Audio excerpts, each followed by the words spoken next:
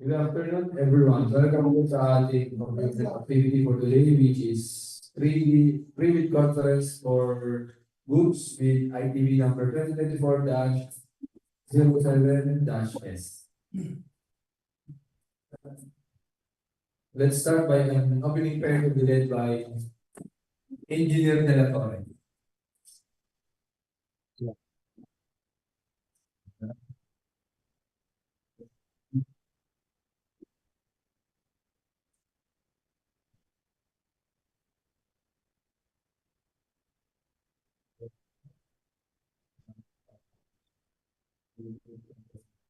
Ginagawa ng ating sa Panginoon Jesus. Amen.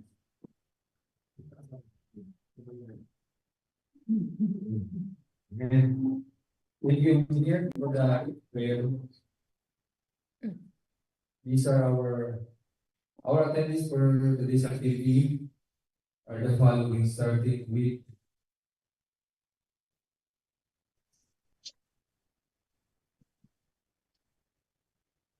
Mr. Leonardo Escobar, Secretary Member. Engineer Edmund De La Torre Jr., DPWH Laguna. Miss Lady Caminos, Provisional Member for Goods. Present po. Garcia Rosales, our back Vice Chairperson. We would also like to acknowledge the presence via Zoom of the following.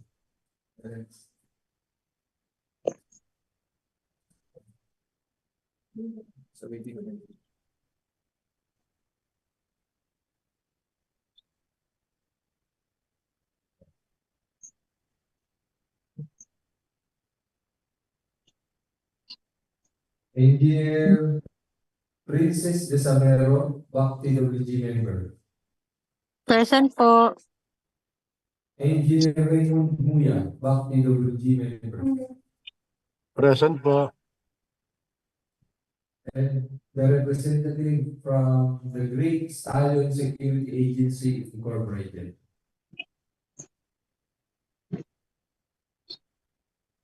Representative of Star Acers Eye Security Agency. Really po kami, sir, ma'am, from our guest, the Great Stallion Security Agency and Star Acers Eye Security Agency. Naririnig niyo po kami.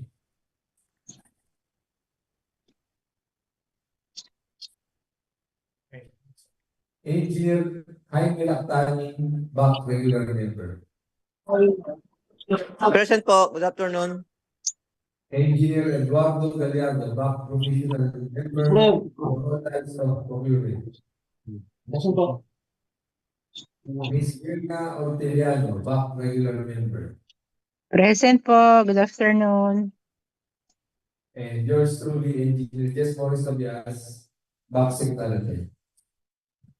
To officially start our activity this afternoon, let us give the floor to our back provisional member for goods, Ms. Kate Caminos. Good afternoon po. As we proceed with the invitation to bid number 2024-07-S. It is intended for the procurement of security service at Laguna 2nd District Engineering Office, Barangay Bambang, Los Banos, Laguna. For the ID number 24GDI 0008. Presentation there.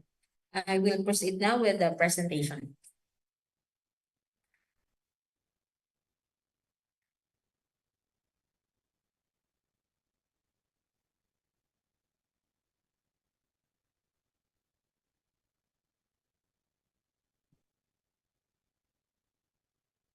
As I proceed again, this pre-bid conference is intended for the procurement of security services at DPWH Laguna 2nd District Engineering Office, Barangay Bambang, Los Banos, Laguna. The EBC amount of this contract is 3,632,065 pesos and 20 centavos only, with a contract duration of 1 year.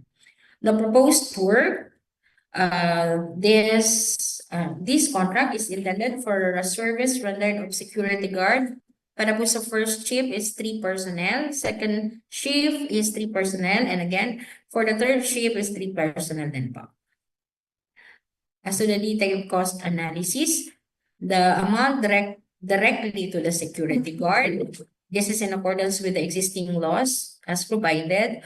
They have to provide the basic average monthly salary, the overtime pay, the night differential pay, the 5 days incentives, 13th month pay, uniform allowance, additional special holiday. And as to other paid to government in favor of the security guards or the employer shares, there must be paying the SSS premium, pag-ibig contribution, PhilHealth, state insurance, retirement pay, and others as to agency and administrative and miscellaneous pay, and then the taxes and the 2% EWT agency fee. And mandatory holiday and overtime shall be paid when rendered. In addition to the requirements for this contract, the service should provide any caliber not higher than 45 caliber in a number not exceeding for 1 firearm for every 2 watchmen or security guard. They must provide handheld radio, must have at least 5-kilometer radius coverage, and then a metal detector. And as provided, they must have the security uniform as per PNP-SEG as their requirement. Pwede nyo na lang din pong basahin kung ano po yung mga requirements. And yun lang din po. Maraming salamat po.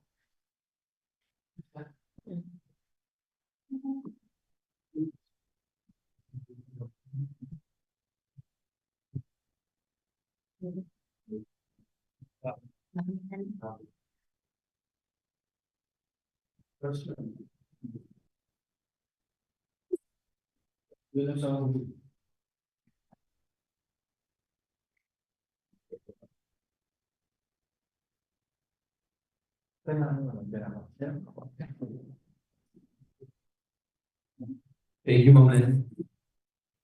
So for our next topic, once again, this pre-bid conference is about ITB number 2024-007-S with contract ID number 24GDI0008. For the agenda, project data, requirements for bidding documents, bid forms, technical and financial proposals, criteria for eligibility screening, preliminary examination of bids, evaluation of bids, and post-qualification. Submission of bidding documents. The DPWH Laguna 2nd District Engineering Office will use non-discretionary pass/fail criteria in the eligibility check, preliminary examination of bids, detailed evaluation of bids, post-qualification, and award. These are the example of eligibility checklist. And fourth, the technical checklist. Financial checklist. Requirement of bidding documents. Instruction to bidders, general conditions of contract, special conditions of contract, specification, drawings, bill of quantities, and forms. For the eligibility requirements and technical form or for technical component or envelope number 1. PhilJEPS registration certificate. Valid PhilJEPS registration certificate. Platinum membership in accordance with section 8.5.2 of the IR. Audited financial statement. Registration certificate from the Securities and Exchange Commission, Department of Trade and Industry for sole proprietorship or cooperative development authority for cooperatives or any proof of such registration as stated in the BDS. Mayor's permit issued by the city or municipality where the principal place of business of the prospective bidder is located. Statement of the prospective bidder of all its ongoing government and private contracts within 10 years from the submission of bids, including contracts awarded but not yet started, if any. Audited financial statements showing, among others, and prospective total and current assets and liabilities stamped received by the BIR or its duly accredited and authorized institutions for the preceding calendar year, which should not be earlier than 2 years from the date of bid submission. Tax clearance certificate.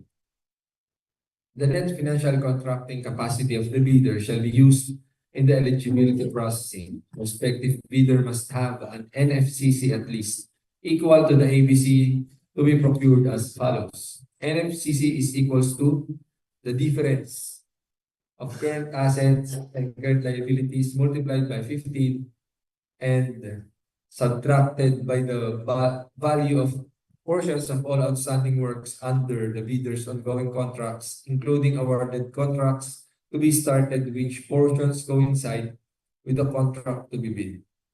In the NFCC, the fixed factor of 15 shall be used in the computation of NFCC regardless of the contract duration. Next, technical specification, production and delivery schedule, statement of availability for after-sales support, services, and parts. After-sales service and parts with warranty certificate. And lastly, brochures of offered product. Instruction to bidders. Under ITB Clause 20 from bid data sheet, the bidder shall submit 1 original and 2 copies of the first and second components, the technical and financial, of its bid, written in indelible ink and shall be signed by the bidder or its duly authorized representative. All envelopes shall A, contain the name of the contract to be bid in capital letters. B, bear the name and address of the bidder in capital letters. C, be addressed to the procuring entity's bank. D, bear the specific contract identification of this bidding process. And E, bear a warning, do not open before the date and time for the opening of bids. The bidder shall enclose their original eligibility and technical documents in one sealed envelope marked original technical component, and the original of their financial component in another sealed envelope marked original financial component, sealing them all in an outer envelope marked original bid.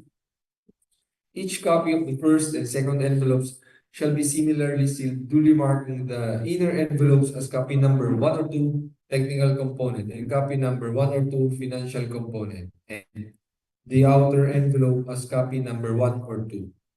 These envelopes containing the original and copies shall then be enclosed in one single envelope.